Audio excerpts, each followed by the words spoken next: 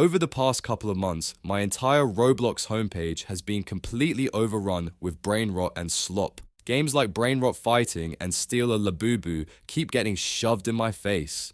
Like seriously, what even is a Labubu? Someone, please explain it to me in the comments because I genuinely have no idea. But believe it or not, Roblox didn't used to be like this.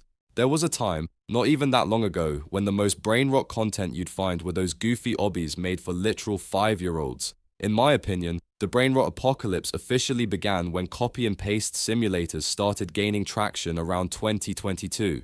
Clicker games and pet simulators were everywhere, completely taking over the platform and getting millions of kids hooked on their addictive RNG mechanics. No game represents that era better than Pet Simulator X. PetSim X launched in July 2021, and while it started off mostly innocent, it quickly spiraled into one of the most pay-to-win and exploitative games Roblox had ever seen. It became flooded with gambling mechanics, flashy microtransactions, and features designed to make players spend more and more Robux. Seriously, listen to a slot machine's sound effects versus pet simulators. They're nearly identical. The only difference is that slot machines are illegal for kids, but PetSim X's main audience was children.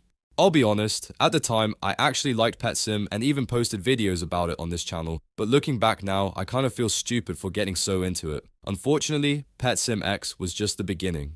After it proved that low-effort simulators could succeed on Roblox, we saw a flood of copycat games. These were basically the same exact game, just reskinned around a different theme. You had simulators for clicking, running, mining, whatever trend developers could exploit, they did. Then came Skibidi Toilet. When the meme started blowing up on YouTube and TikTok, it wasn't long before the trend hit Roblox. A couple of games popped off, and suddenly Roblox was once again taken over by another wave of nonsense.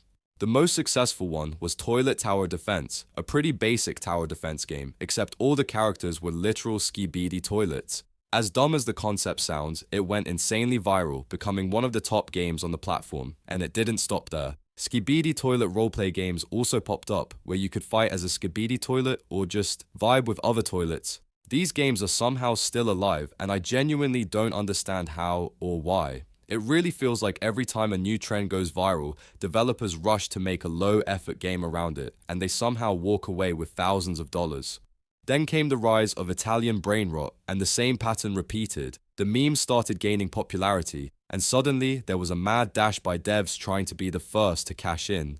The two games that blew up the most were Brainrot Evolution and Italian Brainrot Quiz. Both games got tens of thousands of players and continue to pull solid numbers even now. What's funny is that Italian Brainrot Quiz has so little effort put into it, anyone with basic dev knowledge could probably make it in a day, but because it was riding a popular trend, it blew up anyway.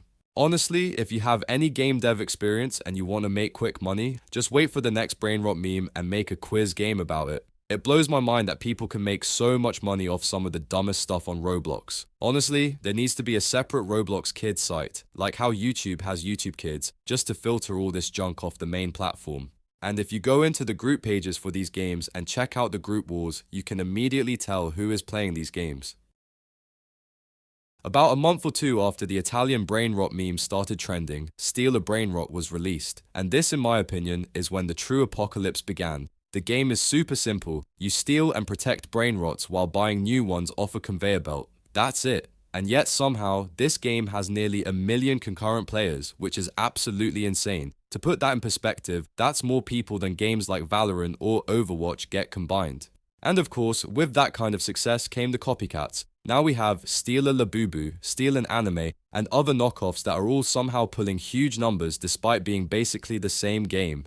But the final boss of Roblox Brainrot, that would be none other than Grow a Garden. I'm not even going to explain how it works, because let's be honest, you already know. The game has reached such an absurd level of popularity that it's hard to even put into words. There are internet cafes in the Philippines filled with dozens of kids all playing Grow a Garden together. The game broke records, hitting a peak of 16 million concurrent players, making it the most played game in history, even beating Fortnite's record by almost 2 million players. It's actually wild.